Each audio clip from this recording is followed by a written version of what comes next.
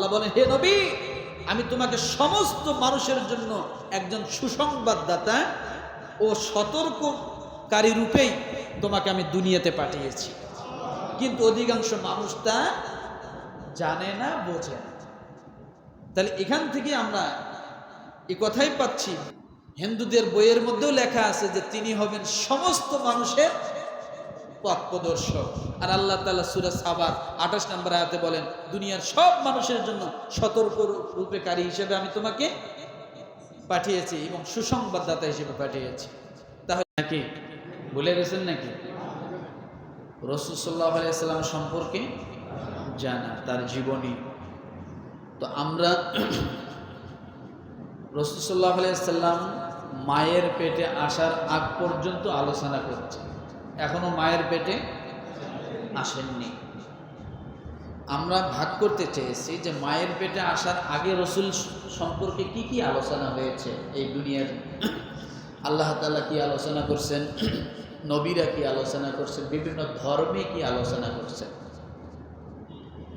এই বিষয়ে আমরা একটু জানার জন্য গত জুমা আমরা শুনেছি রূহের জগতে আল্লাহ তাআলা নবী সাল্লাল্লাহু আলাইহি সাল্লাম সম্পর্কে কি বলেছেন।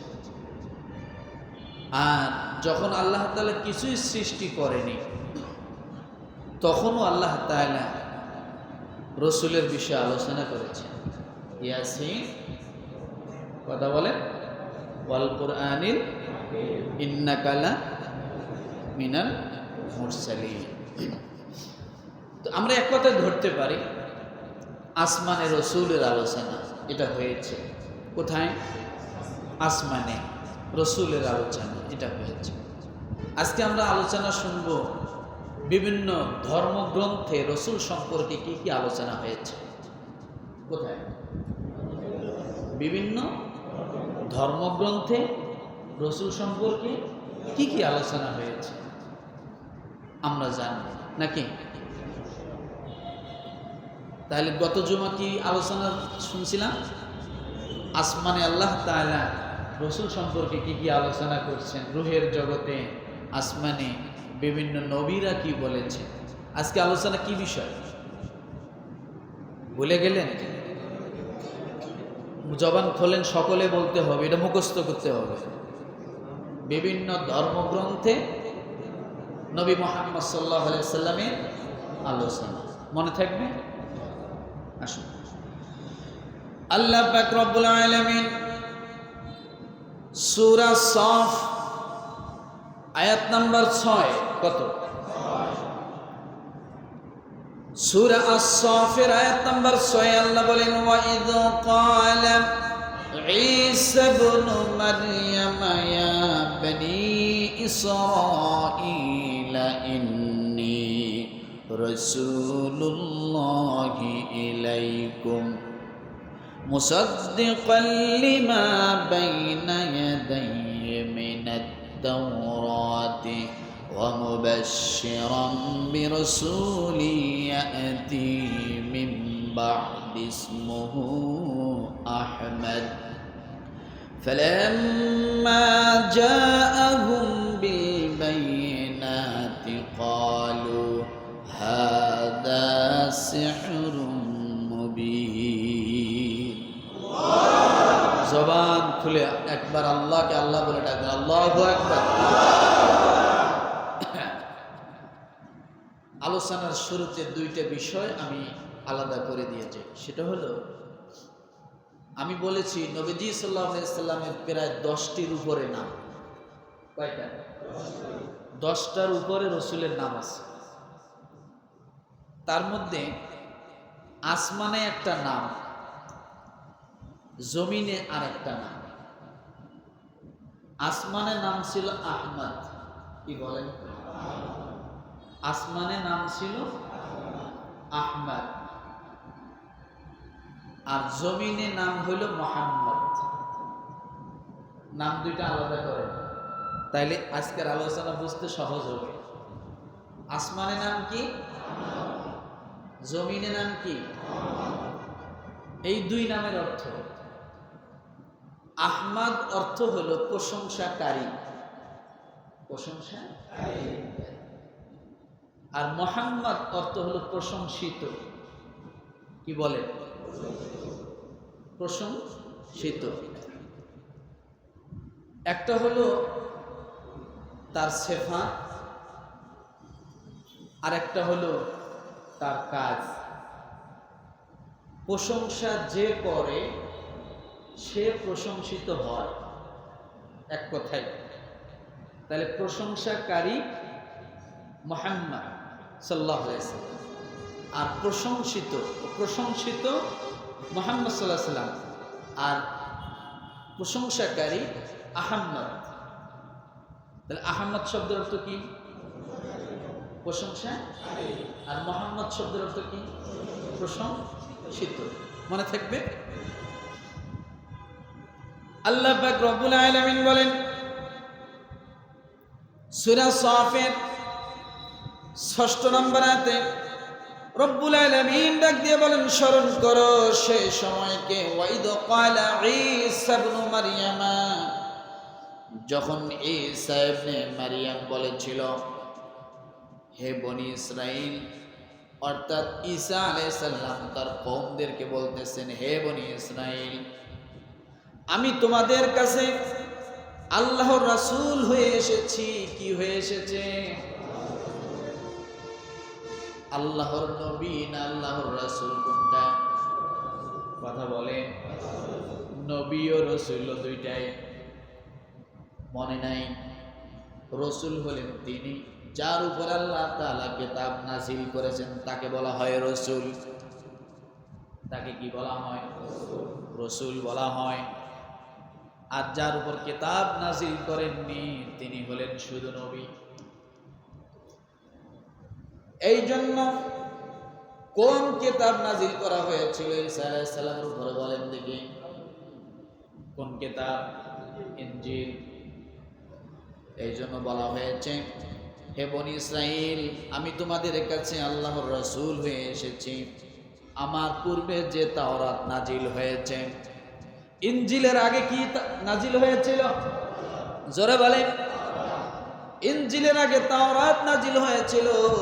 এই জন্য ঈসা আলাইহিস সালাম ডাক দিয়ে বলেন, ইন্নী রাসূলুল্লাহি ইলাইকুম মুসাদ্দিকাল লিমা বাইনা ইয়াদাইহি মিনাত তাওরাত। উনি তাওরাতের কথা কেন বললেন? ঈসা আলাইহিস সালাম তাওরাতের কথা কেন বললেন? হে বনি ইসরাইল, আমি রাসূল হয়ে এসেছি, আমার পূর্বে কি এসেছে? তাওরাত। কেন এই কথা বললেন জানেন? তাওরাতেও ঈসা আলাইহিস সালামের কথা উল্লেখ ছিল। কার কথা? এই জন্য ওই সময় যারা উপস্থিত ছিল তাদের তাওরাত সম্পর্কে জ্ঞান ছিল। কি সম্পর্কে? তাওরাত সম্পর্কে জ্ঞান ছিল। যার কারণে তিনি তাওরাতের কথা স্মরণ করাই দিয়ে বলতে চাচ্ছে যে তাওরাতে যে আমার কথা শুনেছ, আমি হলাম ঈসা ইবনে মারইয়াম। আমার ভাইরা, এরপরে বলা হয়েছে, ওয়া মুবাশশিরাম বিরাসূলি ইয়াতি মিন বা'দি ইসমুহু আহমদ। আমি ওই তাওরাতের সমর্থনকারী রূপে এই পৃথিবীর জমিনে এসেছি এবং সুসংবাদদাতা। কি দাতা? তাওরাতের সমন্বয়কারী, তাওরাতকে সাক্ষী রূপে, সাক্ষীদাতা হিসেবে তাওরাত সঠিক ছিল এই কথাটা বোঝানোর জন্য তিনি দুনিয়ায় এসেছে এবং বলতেছে ওয়া মুবাশশিরাম, এবং আমি সুসংবাদদাতা হিসেবে। কি হিসেবে? এখন এই সুসংবাদটা কিসের? সুসংবাদটা হলো মিন বা'দি ইসমুহু আহমদ। সুবহানাল্লাহ বলে, আরো জোরে বলে। আমি সুসংবাদদাতা রূপে এসেছি, যিনি আমার পরে আসবেন এবং যার নাম হবে আহমদ। সুবহানাল্লাহ। কার সুসংবাদের জন্য আসছে বলেন তো? নবী মুহাম্মদ সাল্লাল্লাহু আলাইহি ওয়াসাল্লাম তিনি যে দুনিয়াতে আসবেন, এই সুসংবাদটা ঈসা আলাইহিস সালাম দেওয়ার জন্যই দুনিয়াতে আসছেন, আল্লাহ তাআলা পাঠাইছেন। এক, দ্বিতীয় কথা হলো ঈসা আলাইহিস সালাম আসার কারণ তাওরাতের সত্যায়নকারী। তাহলে তাওরাত কিতাব ছিল এটা সত্যায়ন করার জন্য, আর ওনার পরে যে আহমদ নামের একজন নবী আসবে তার বিষয় কি মানুষকে জানানোর জন্য, প্রচার করার জন্য তিনি আসছেন যে আমার পর মিন বাদ ইসমুহু আহমদ, আহমদ নামের একজন নবী আমার পরে আসবে, তিনিই হবেন শ্রেষ্ঠ নবী। চিন্তা করা যায় এক নবীর জন্য আরেক নবীকে আল্লাহ আগে পাঠায় দেয়, এক নবীর জন্য আরেক নবীকে আল্লাহ কি করে, তাও কত বছর আগে জানেন? প্রায় 500 বছর আগে, যে তুমি জানায়া দাও আহমদ নামের একজন নবী এই দুনিয়া আসবে, তিনি হবেন শেষ নবী, তিনি হবেন শ্রেষ্ঠ নবী, তিনি হবেন সমস্ত নবীদের নবী। কত বড় কথা! তাহলে কোন সূরায় আমাদের নবী সম্পর্কে আগে জানলাম? সূরা সাফে কত নম্বরে? 6 নম্বরে। এরপরে বলা হয়েছে ফালাম্মা জাআহুম বিল বাইনাতি ক্বালু হাযা সিহরুম মুবিন। অতঃপর সে যখন সুস্পষ্ট নিদর্শনাবলী সহ আসলো তখন তারা বলতে লাগলো এ তো এক সুস্পষ্ট জাদু। অর্থাৎ এই কথাটাও বলে দিল যে যখন ওই আহমদ নামের নবী আসবে সুস্পষ্ট বর্ণনা নিয়ে, সেটা কি কোরআন, সেটা কি সেটা কোরআন। এই কোরআন নিয়ে আহমদ নামের নবী শেষে আসবে এবং তার এই কথাগুলো কিছু কিছু মানুষ শুনে বলবে এটা জাদুকর, এটা জাদুর বিদ্যা, এটা ছন্দের বিদ্যা, এটা মানে পাগলের কোরআন, এটা হাতে বানানো, এগুলো মানুষ বলবে। তাহলে এগুলো যে মুহাম্মদ সাল্লাল্লাহু আলাইহি সাল্লামের জামানায় 600 বছর আগে পরে যে মানুষগুলো কোরআনকে অবিশ্বাস করবে, এটা আল্লাহ আগে জানে কি জানে না? সেই জানানোটা ঈসা আলাইহিস সালামকে দিয়েও জানায় দিচ্ছে যে তিনি স্পষ্ট বর্ণনা নিয়ে আসবেন। সে বর্ণনাটা কি? কোরআন। এবং এই কোরআন বিধর্মীরা যখন শুনবে তখন তারা এটাকে জাদুর বিদ্যা মনে করবে, এটা মানতে চাবে না। তো এটা বাস্তব হয়েছে কিনা বলে? বাস্তব। আমার ভাইরা, সূরা সাফের 9 নম্বর আয়াতে আল্লাহ বলেন হুয়াল্লাযী আরসালা রাসূলাহু বিল হুদা ওয়া দীনিল হক লিইয়ুযহিরাহু আলাদ-দীনি কুল্লিহি ওয়ালাউ কারিহাল মুশরিকুন। স্পষ্ট বর্ণনাটা কি? স্পষ্ট বর্ণনা হলো তিনি তো নিজ রাসূলকে হেদায়াত ও সত্য দ্বীন সহ প্রেরণ করেছেন। কি সহ? হেদায়াত এবং সত্য দ্বীন সহ তিনি নাজিল করেছেন, প্রেরণ করেছেন। এরপরে তাকে সকল দ্বীনের উপর বিজয়ী করার জন্য, যত দ্বীন আছে সমস্ত দ্বীনের উপর কি বিজয়ী করার জন্য আল্লাহ তাআলা তাকে শেষ সময়ে শেষ সমাপ্তি রসুল হিসেবে পাঠিয়ে দিয়েছে। কিন্তু আল্লাহ বলেন ওয়ালাউ কারিহাল মুশরিকুন, তবে মুশরিকরা এটা সহ্য করতে পারবে না। মুশরিকরা কি করতে পারবে না? সহ্য করতে পারবে না। তাদের জন্য এটা অপ্রীতিকর হবে, তারা এটাকে ঝামেলা মনে করবে। তাই করেছিল না মুশরিকরা? কাফের মুশরিকরা তো রসুলের ঘোর বিরোধী ছিল। প্রায় 60,090 জন রসুলের বিরুদ্ধে মক্কার জমিনে ছিল। কত হাজার? 60,090 জন রসুলের বিরোধিতা করেছে মক্কার জমিনে। মানুষ একজন, বিরোধিতা কতজন? 60,090 জন। কম কথা। 20টা রাজা ছিল, অর্থাৎ 20টা গোত্র ছিল। সেই সময় রাসূল ইসলামের দাওয়াত দেয়। তাহলে আজকের এই জমিনে ইসলামের কথা বলতে যায় কষ্ট তো আসবেই, নাকি বলে? ইসলামকে জায়গা মতো ব্যবহার করবে, সুযোগ মতো ব্যবহার করবে, আবার যখন সেখানে আর কাজে লাগে না তখন ইসলামকে ছুঁড়ে ফেলাই দেবে, সোজা কথা বলবে শরীয়ত মানি না। আছে না নাই? বদমাইশিরা, আল্লাহ মাফ করুন, এদের অবস্থা অনেক ভয়ঙ্কর হবে। মেম্বারে বসে বললাম, এদের অবস্থা অনেক ভয়ঙ্কর হবে। গত যতটা ভয়ঙ্কর হয়েছে তার থেকে আরো ভয়ঙ্কর অবস্থা হবে।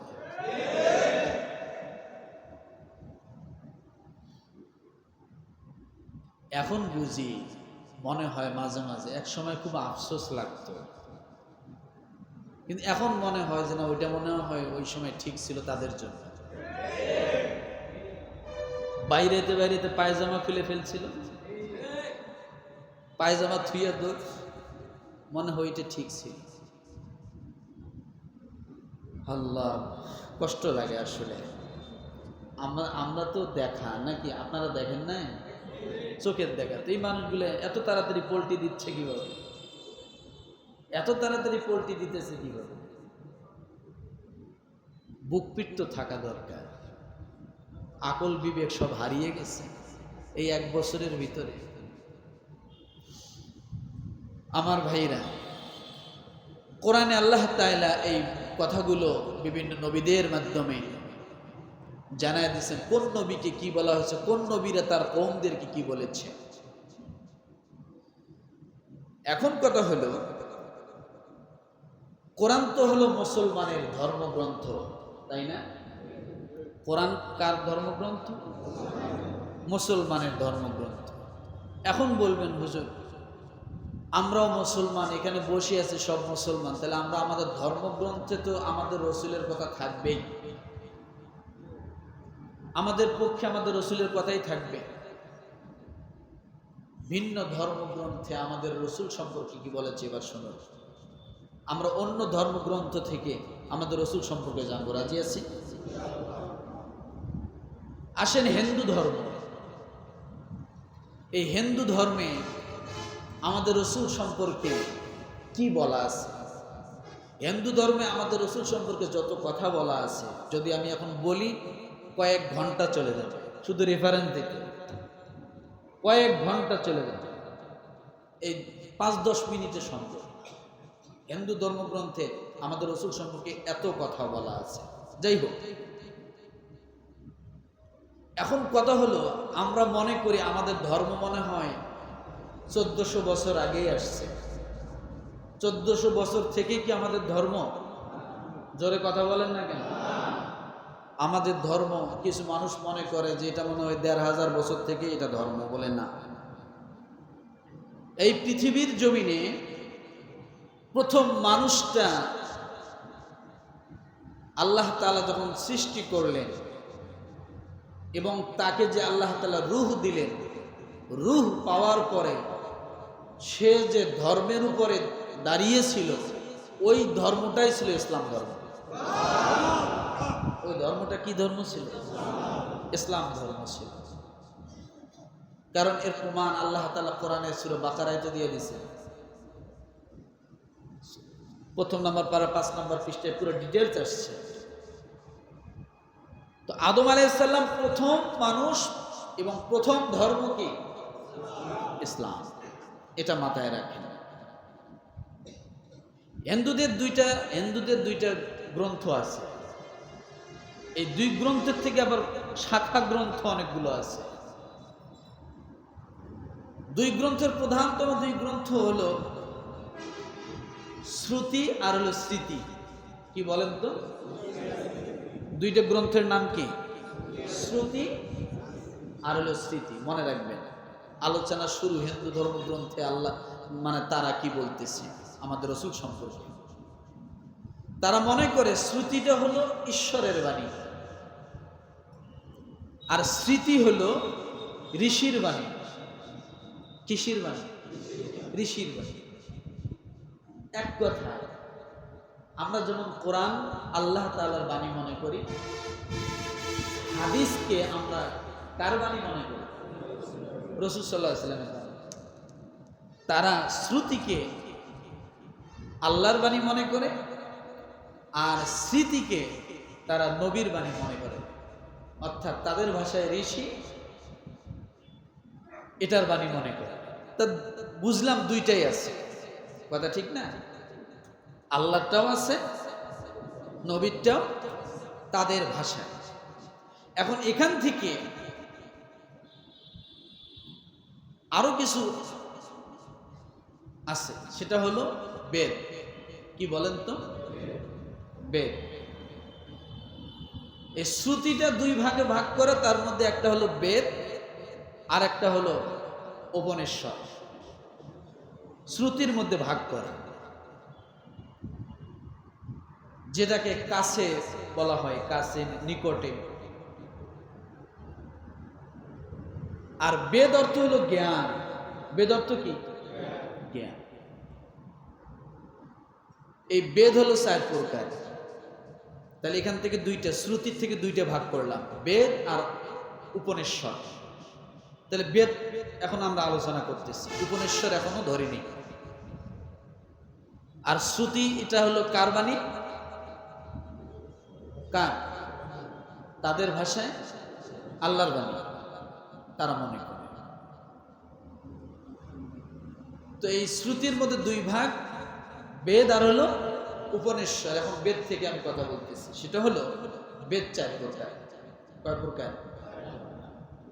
ঋগ্বেদ, যজুর্বেদ, সামবেদ, অথর্ববেদ। এটাকে আবার 4টা ভাগ করা হয়েছে। এখন হিন্দু ভাইদের একজন গুরুজন স্বামী দয়ানন্দ, তিনি আর্য সমাজের থেকে প্রতিষ্ঠিত করছেন। তিনি বলেন এই বেদগুলোর বয়স হলো 131 কোটি বছর। কত? কত বছর? স্বামী দয়ানন্দ, আর্য সমাজের প্রতিষ্ঠাতা, তিনি বলেছেন 131 কোটি বছর এই বেদ বইগুলোর বয়স। কথার পয়েন্টটা ধরে রাখবেন।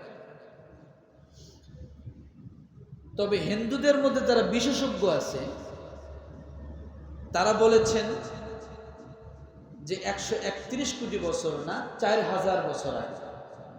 কয় হাজার? তাহলে দুইটা, 131 কোটি আর হলো 4000, আমরা দুইটাই নিলাম। যদি 131 কোটি বছর হয় স্বামী দয়ানন্দর কথা মোতাবেক, তাহলে বলবো 131 কোটি বছর আগে আমার রসুলের কথা বলা আছে। তার কথা মোতাবেক কত বছর? 131 কোটি বছর যদি এই বইয়ের বয়স হয়, তাহলে এই বইগুলোতে আমার রসুলের কথা বলা আছে 131 কোটি বছর আগে। আর হিন্দু বিশেষজ্ঞদের কথা যদি আমরা ধরি যে 4000 বছর এই বইগুলোর বয়স, তাহলে বলবো যে আমার রসুলের কথা 4000 বছর আগেও হয়েছে। তো 4000 বছর আগে যে ধর্মে আমার রসুলের কথা বলা হয়, আর সেই ধর্ম যদি ইসলাম হয়, তাহলে ইসলামের কথা পৃথিবীর শুরু লগ্ন থেকে আছে। তা না হলে বই আসলো কোথার থেকে? তাই না? আসেন, স্মৃতি যা মানুষের বাক্য, যেটাকে আমি বলেছি, যেমন আমাদের হাদিস, আর হিন্দুদের ভাষা হলো ঋষি, যা মানুষের সমাজের চলাচলের বিভিন্ন নিয়ম কানুন, এগুলা হাদিস তো আমাদেরকে এগুলোও শিখায়, তাই না? বিভিন্ন নিয়ম কানুন এগুলো শিখায়। এর ভিতরে পুরানা নামে একটা বই আছে, এটার সমস্ত পুরাণ ইতিহাসগুলো সেখানে দেওয়া আছে। বইয়ের নামই কি? পুরাণ। এটা হলো 18 খণ্ড। কত খণ্ড? 18 খণ্ড। এগুলোতে শুধু দেবতা আর সৃষ্টি রহস্যের কথা বলা আছে। এই পুরাণ বইগুলোতে কি দেওয়া আছে? দেবতা আর সৃষ্টি রহস্য, মানে সৃষ্টিকুল সম্পর্কে আলোচনা আছে। সেই জায়গায় পূর্ণ ভবিষ্যৎ পুরাণে বলা হয়েছে ৩ নম্বর খণ্ড ৩য় অধ্যায় ৫ থেকে ৮ নম্বর মন্ত্রে বলা হয়েছে, ভোজরাজা বলেন একজন ম্লেচ্ছ বিদেশি মহামানব আসবেন তার সঙ্গীদের সাথে নিয়ে মরুভূমি থেকে। তার নাম হবে মুহাম্মদ সাল্লাল্লাহু আলাইহি ওয়াসাল্লাম। দেবতা তাকে গোসল করিয়ে পবিত্র করবেন আর সম্মানের সাথে বলবেন, হে মানব জাতির গর্ব, হে মানব জাতির মুক্তির দূত, তোমার প্রতি শান্তি বর্ষিত হোক। এ কথা আল্লাহ বলবেন তার রসুলকে। এটা ভবিষ্যৎবাণী করে গেছেন এই পুরাণ বইয়ের মধ্যে। আর সেটা যদি আজ থেকে 4000 বছর আগের বই হয়, তাহলে 4000 বছর আগে আমার রসুলের কথা হিন্দু পণ্ডিতরা বলে গেছে। বইয়ের নাম কি? ভবিষ্যৎ পুরাণ, পর্ব ৩, খণ্ড নম্বর ৩, অধ্যায় ৩, ৫ থেকে ৮ নম্বর মন্ত্রে এই কথা বলা আছে। আর যদি স্বামী দয়ানন্দের কথা যদি ধরা হয় যে 131 কোটি বছর বয়স এ বইয়ের, তাহলে বলবো 131 কোটি বছর আগে এই ভবিষ্যৎ পুরাণের মধ্যে আমার রসুলের কথা হিন্দুরা বলে গেছে।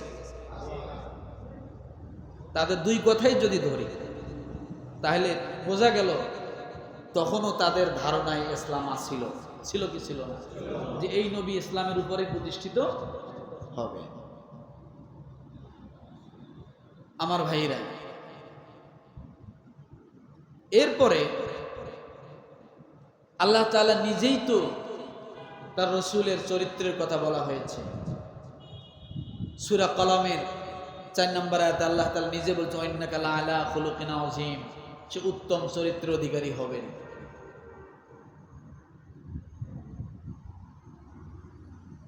সেখানে আরো বলা আছে 3 নম্বর পর্ব 3 নং খণ্ড 3 নং অধ্যায়ের 10 থেকে 27 নম্বর অনুচ্ছেদে আছে, ম্লেচ্ছদের বসবাসের স্থান নষ্ট হয়ে গেছে, এখানে শত্রুর রাজত্ব করত, এখন আরো তাদের জন্য আরো বড় শত্রু। আমি একজনকে পাঠাবো যার নাম হবে মুহাম্মদ সাল্লাল্লাহু আলাইহি ওয়াসাল্লাম। তার নাম কি হবে? মুহাম্মদ সাল্লাল্লাহু আলাইহি ওয়াসাল্লাম। সে সরল পথে মানুষকে ডাকবে। এটা ভবিষ্যৎ পুরাণের মধ্যে এই কথাটা লেখা আছে। বই নাম্বার, বইয়ের নাম, অধ্যায়, খণ্ড সব বলে দিচ্ছি। তার নাম কি হবে? মুহাম্মদ সাল্লাল্লাহু আলাইহি ওয়াসাল্লাম। হে রাজা ভোজ, তুমি পিশাচদের রাজ্য কখনো যাবে না, আমি আমার দয়া দিয়ে তোমাকে পবিত্র করব। তারপর দেবতুল্য একজন আসলো আর রাজা ভোজকে বলল, এখন হতে আর্য ধর্ম প্রতিষ্ঠিত হবে, আমার অনুসারীদের খাতনা করা থাকবে, মুখে দাড়ি থাকবে, বিপ্লব করবে, প্রার্থনা করবে, তারা হালাল খাবার খাবে, তারা পশুর গোস্ত খাবে, কিন্তু শূকরের গোস্ত খাবে না। এই কথাগুলো 3 নং পর্ব ভবিষ্যৎ পুরাণ 3 নং পর্ব 3 নং খণ্ড 3 নম্বর অধ্যায় 10 থেকে 27 নম্বর মন্ত্রের মধ্যে বলা আছে যে এই ম্লেচ্ছ তাদের ভাষায়। সেখানে বলা হয়েছে যে দেবতুল্য একজন আসবে। কি তুল্য? কি তুল্য? দেবতুল্য একজন আসবে এবং আর্য ধর্ম প্রতিষ্ঠিত হবে। তখনকার আর্য ধর্ম, এখনকার ইসলাম। এরপরে আমার অনুসারীদের খাতনা করা থাকবে, অর্থাৎ রসুলের অনুসারীদের কি থাকবে? মুসলমানরা খাতনা করে কিনা? কথা বলেন। খাতনা করা থাকবে, মুখে কি থাকবে? দাড়ি থাকবে, তারা বিপ্লব করবে। রাসূল সাল্লাল্লাহু আলাইহি ওয়াসাল্লাম যুদ্ধ করেছিল কিনা? হ্যাঁ, রাসূল সাল্লাল্লাহু আলাইহি ওয়াসাল্লাম যুদ্ধ করেছিল। তারা পশুর গোস্ত খাবে, কিন্তু তারা শূকরের গোস্ত খাবে না, তারা লতা পাতার মাধ্যমে নিজেদেরকে পবিত্র করবে না, তারা যুদ্ধের মাধ্যমে নিজেদেরকে পবিত্র করবে। যতগুলো প্রায় ৭২ থেকে ৭৩টা যুদ্ধ হয়েছে, এই যুদ্ধ কেন করা লাগছে? হ্যাঁ, অকুল জা আল হাক্কু ওয়াজহাকাল বাতিল ইন্নাল বাতিলা কানা যাহুকা। বাতিলকে উৎখাত করার জন্য।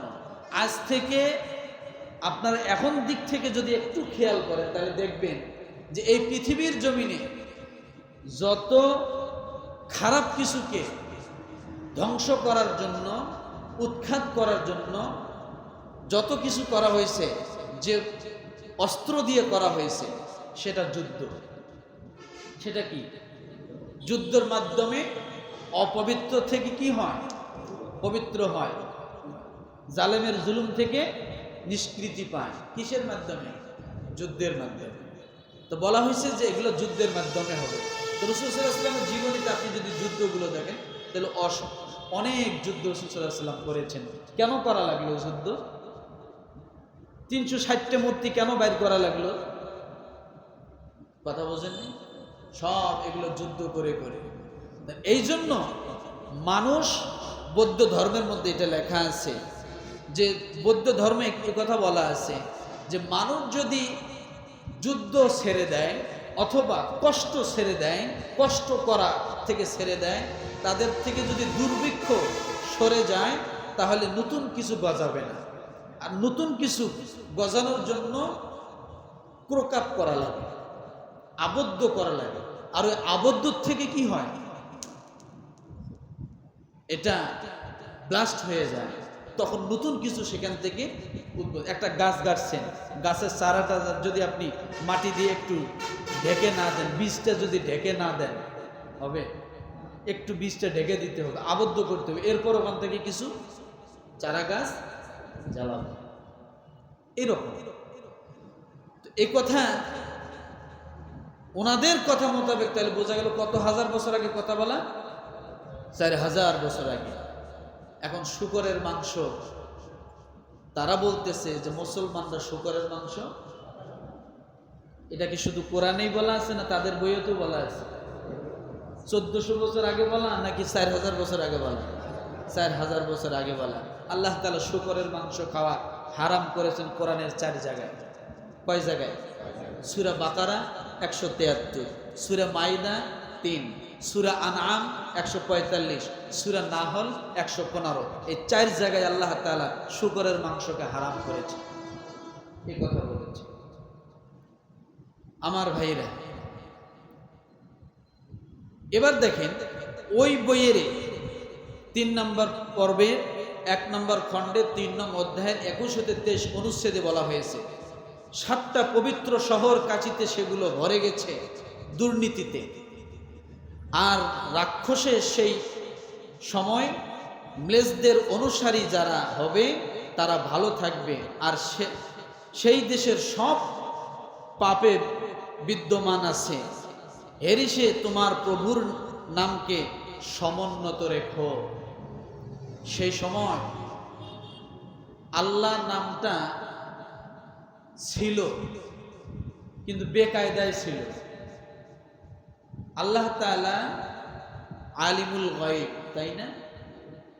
কিন্তু তারা এটাকে পরিবর্তন করে মূর্তির উপরে আল্লাহকে বসাইত। বসানোর পরে তারা ওই মূর্তিগুলোর পূজা করত। আছে না? ছিল কি ছিল না? কাবা ঘরের ভিতরে ৩৬০টা মূর্তি ঢোকানো মানে কি? তাদের ধারণা সশরীরে আল্লাহকে পূজা করবে। তো এই জন্য বলা হয়েছে যে সব পাপে বিদ্যমান। ওই সময় মানুষ এত পরিমাণ পাপ কাজ করত যে বলার বাইরে। মদ, বিভিন্ন খারাপ যত কাজ ছিল, এমন কোনো খারাপ কাজ নাই যে সেই সময়ের মানুষগুলো করত না। বোঝেন, একজনের পানি গরুকে পানি খাওয়ায়, এটা যে একটা চারা বলে না, কি বলে? এই চারার মধ্যে আরেকজনের ঘোড়া এসে পানি খাওয়ার কারণে প্রায় ৭০ বছর যুদ্ধ করছে। কত বছর? একের পর এক চলছে। সর্বশেষ রাসূল সাল্লাল্লাহু আলাইহি সাল্লাম সেটাকে মীমাংসিত করে দেয়। আউস এবং খাজরা দুই গোত্রের যুদ্ধ, আপনার ইতিহাস পড়ে দেখবেন, প্রায় 70 বছর। পানি খেলো কেন? এইটা নিয়ে মারা। তো এটা আমাদের দেশেও এখনো অনেক জায়গায় আছে এরকম। সেদিন এক জায়গায় পত্রিকা দেখলাম 150 বছর ধরে একটা মারামারি চলতেছে। কত বছর? 150 বছর ধরে মারামারিটা চলে আসতেছে। আমার কাছে নোট করা আছে, অবশ্য চিন্তা করা যায় এ জাতি এখনো আছে। তো আমার ভাইরা, এইভাবে বলা হয়েছে হিন্দু ভাইদের এগুলোতে। এবার আসেন বেদের ভবিষ্যৎবাণী, অথর্ব বেদের 20 নম্বর গ্রন্থে 127 নম্বর অনুচ্ছেদে 1 থেকে 14 নম্বর মন্ত্রে বলা হয়েছে, কোনটা ছোকতা যার অর্থ লুকানো, কোনটা 3টি অর্থ, দুর্দশা হতে মুক্ত, শান্তি, পৃথিবীর কেন্দ্রস্থল। এটা হলো কাবা ঘরের কথা বলা হয়েছে। কোন ঘরের কথা? কাবা ঘরের কথা বলা হচ্ছে। সেখানে সে জন্মগ্রহণ করবে কোনটাতে? অর্থাৎ পৃথিবীর মধ্যবর্তী স্থলে সে জন্মগ্রহণ করবে, সেটা হবে শান্তির স্থল। কিসের স্থল? তাহলে এটা কোরআন আজ থেকে 1400 বছর আগে এ কথা বলছে, আর তারও প্রায় 2500 বছর আগে হিন্দুদের বইয়ের মধ্যে কি এ কথা লেখা আছে। তাদের দাবি অনুসারে যে 4000 বছর আগে বইগুলো লেখা হয়েছে। এখন কোরআন কি বলে? কোরআন তো সূরা আলে ইমরানের 96 নম্বর আয়াতে আল্লাহ তাআলা নিজে বলছেন, ইন্না আওয়ালা বাইতুম বুদিআ লিন-নাস লাল্লাযী বিবাক্কাতা মুবারাকান ওয়া হুদাল লিল আলামিন। এই পৃথিবী মধ্যবর্তী স্থান হলো, প্রথম ঘর হলো এই কাবা, এবং এটা হলো ফিহি আয়াতুম বাইয়িনাতুম মাকাম ইব্রাহিম ওয়া মান দাখালাহু কানা আমিনা। যারা এখানে প্রবেশ করবে তাদের জন্য এটা নিরাপদ জায়গা। আর হিন্দুদের বইয়ের মধ্যে অথর্ব বেদে লেখা আছে যে সে জন্মগ্রহণ করবে কোথায়? পৃথিবীর মধ্যবর্তী স্থানের শান্তিময় জায়গায়। ভারতের কথা বলা আছে? হ্যাঁ, তা নেই। অথর্ব বেদের 20 নম্বর গ্রন্থে 127 নম্বর অনুচ্ছেদের 1 নম্বর মন্ত্রে বলা আছে, তিনি হলেন নরসংসা। তার নাম কি? কথা বলেন। তাদের এই বইয়ের নাম দেওয়া হয়েছে কি? নরসংসা। তার নাম হবে নরসংসা। এক নরসংসা অর্থ কি? নরসংসা হলো প্রশংসনীয় পুরুষ। নরসংসা অর্থ কি? প্রশংসনীয়। ওই যে তার নাম হলো আহাম্মদ, সে কি? প্রশংসনীয় পুরুষ। তাদের এই বইয়ের মধ্যে লেখা আছে তিনি হলেন কারমা। তিনি কি? তিনি হলেন কারমা, শান্তির রাজপুত্র। সুবহানাল্লাহ বলেন, আরো জোরে বলেন। তিনি হলেন শান্তির রাজপুত্র। তিনি হলেন অভিবাসী। রাসূল সাল্লাল্লাহু আলাইহি ওয়াসাল্লাম অভিবাসী ছিলেন কি ছিলেন না? ছিলেন। কেমনে ছিলেন? মক্কা থেকে মদিনায় অভিবাসী হিসেবে স্থান পরিবর্তন করেছিলেন। যাকে রক্ষা করা হয়েছে 60,090 জন শত্রুর কবল থেকে। কম শত্রু ছিল? ইতিহাস তো আপনারা জানেন, কিন্তু তারপরও আল্লাহ তাআলা তাকে কি করছেন? হেফাজত করছেন। তিনি উটে চড়া ঋষি। তিনি কি? উটে চড়া ঋষি। এটা কিন্তু হিন্দুদের কোনো ব্রাহ্মণ উটে ঘোড়ায় চড়ে না। হিন্দুদের ব্রাহ্মণরা উটে চড়বে না, তারপরে ঘোড়ায় চড়বে না, তারা পশুর গায়ে চড়বে না হিন্দুদের ব্রাহ্মণরা। তাহলে এই বইয়ে যার কথা বলা আছে যে তিনি উঠে চড়া ঋষি। ঋষি মানে কি? তাদের ভাষায় ঋষি, আমাদের ভাষায় নবী। তারা এই ঋষি ভাষা দিয়ে বোঝাচ্ছে। তিনি হলেন মামা ঋষি। অর্থাৎ মামা ঋষি শব্দ আপনি যদি তাদের গ্রন্থ থেকে অর্থ করেন, তার নাম হয় মুহাম্মদ সাল্লাল্লাহু আলাইহি সাল্লাম। এরপরে তিনি হলেন র্যাব। আপনি যদি রেব এটার যদি অর্থ করেন, তাহলে যিনি প্রশংসা করেন তাকে তাদের ভাষায় রেব বলা হয়। তার নাম হলো আহম্মদ। অথর্ববেদের আহজাব যুদ্ধের কথা বলা আছে, সুবহানাল্লাহ বলেন। এই বেদ গ্রন্থে কোন যুদ্ধের কথা বলা আছে? আহজাবের যুদ্ধের কথা বলা আছে, যেটা আমাদের কোরআনে আছে।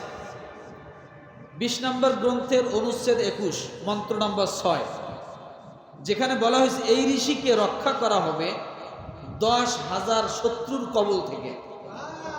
কয় হাজার? আহজাবের যুদ্ধে আমরা জানি 10,000 কাফের ছিল।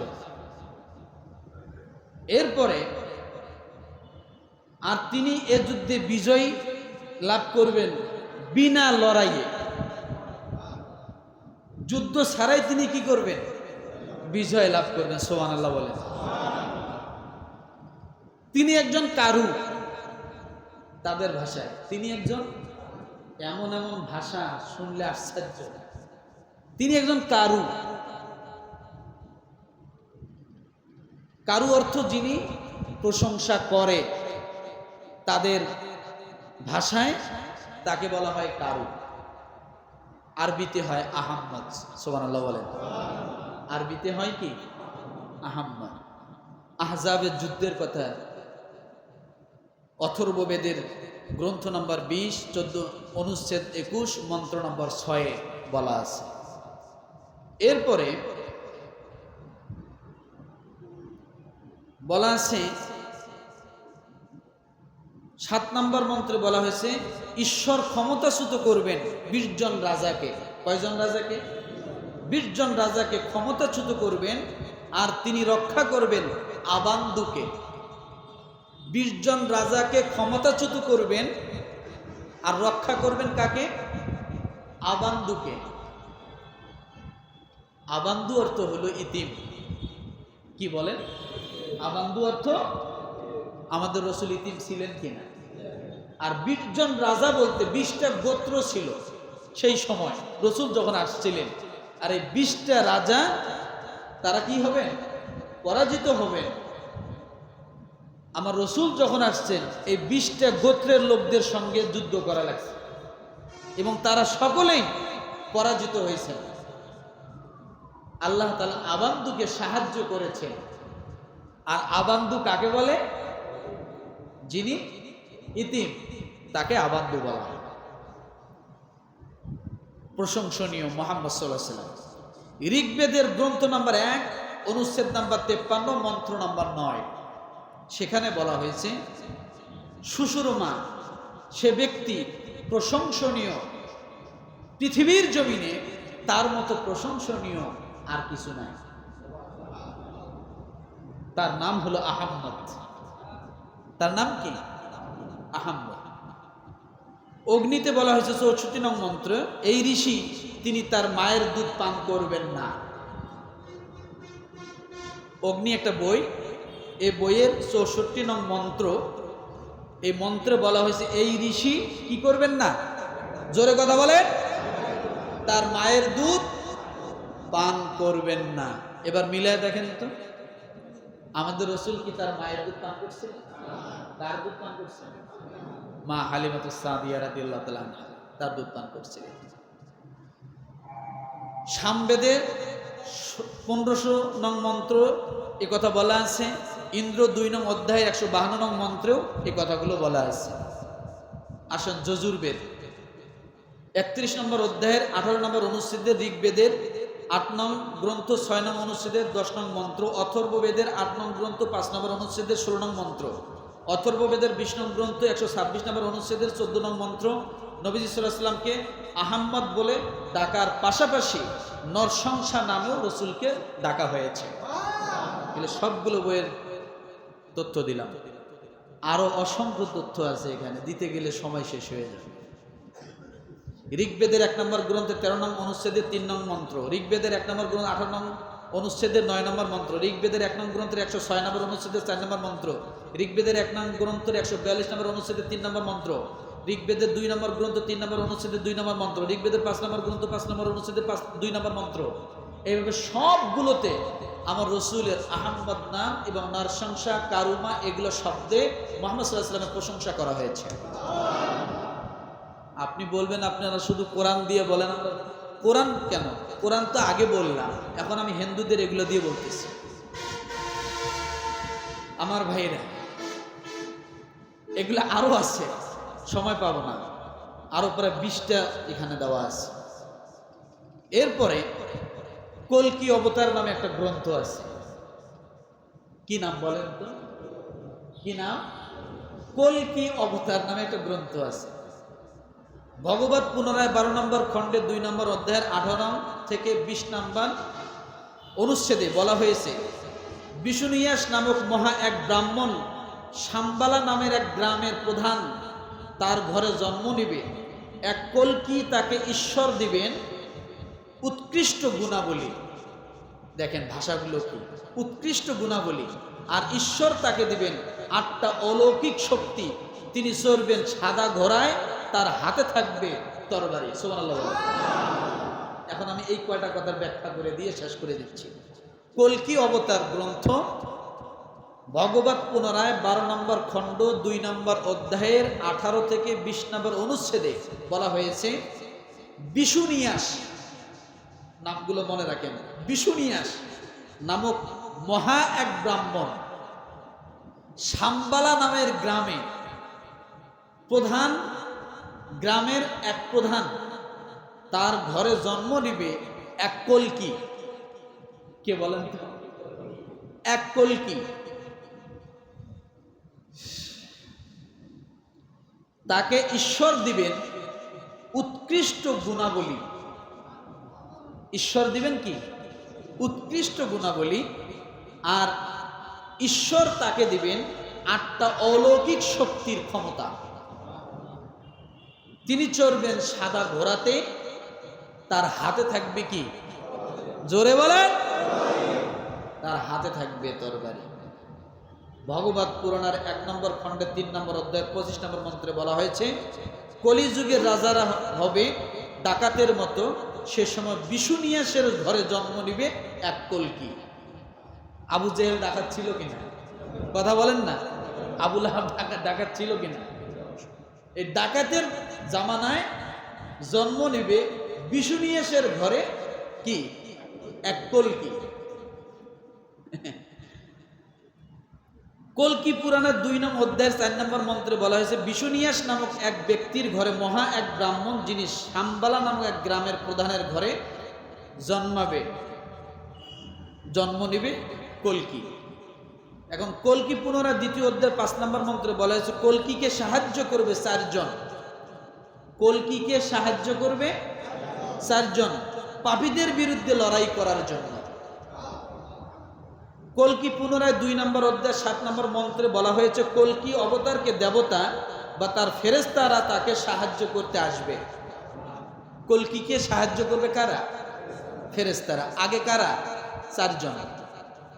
কল্কি পুনরায় 2 নম্বর অধ্যায়ের 11 নম্বর মন্ত্রে বিষ্ণুইয়াসের ঘরে জন্ম নেবে সমতির গর্ভে। বিষ্ণুইয়াসের ঘরে জন্ম নেবে সুমতির গর্ভে কল্কি। কল্কি পুনরায় আবার 2য় অধ্যায় 15 নম্বর মন্ত্রে বলা হয়েছে, তিনি মাদক মাসের 12 দিনে জন্মগ্রহণ করবেন। সুবহানাল্লাহ বলেন। মাদক মাসের 12 দিনে জন্মগ্রহণ করবেন। এবার আসেন একটা একটা করে ব্যাখ্যা দিয়ে শেষ করে দিচ্ছি। বিষ্ণুইয়াস নাম শুনছেন না? ওখানে বিষ্ণুইয়াস মানে ঈশ্বর, ইয়াস বৃক্ত, আরবিতে হয় আব্দুল্লাহ। আরবিতে কি হয়? আরবিতে কি হয়? বিষ্ণু মানে কি? ঈশ্বর। বিষ্ণু মানে ঈশ্বর। ইয়াস মানে বৃক্ত অর্থাৎ গোলাম। তা আব্দুল্লাহ অর্থ কি? আল্লাহর গোলাম। এই হলো বিষ্ণুইয়াস ভাষার অর্থ, আব্দুল্লাহ। এরপরে বলা হয়েছে মা সুমতি, প্রশান্ত, শান্তি, শান্তি। আরবিতে বলা হয় আমেনা। সুমতি এটা অর্থ হলো কি? প্রশান্তি, প্রশান্ত, শান্তি, সুমতির অর্থ। আরবিতে কি বলা হয়? আমেনা। আপনি আমেনা শব্দ, আমিনা এটার শব্দ যদি আপনি যান তাহলে নিরাপত্তা, শান্তি এগুলো চলে আসে। আসে কি আসে না? তাহলে নবীজির মায়ের নাম কি? আমিনা। আর তাদের ভাষাই হলো সুমতি। সুমতি অর্থ হলো শান্তি, প্রশান্তি, নিরাপত্তা। যার আরবিতে করলে কি হয়? আমিনা। রসুলের মায়ের নাম কি? আমিনা। তার মায়ের নাম হবে আমেনা।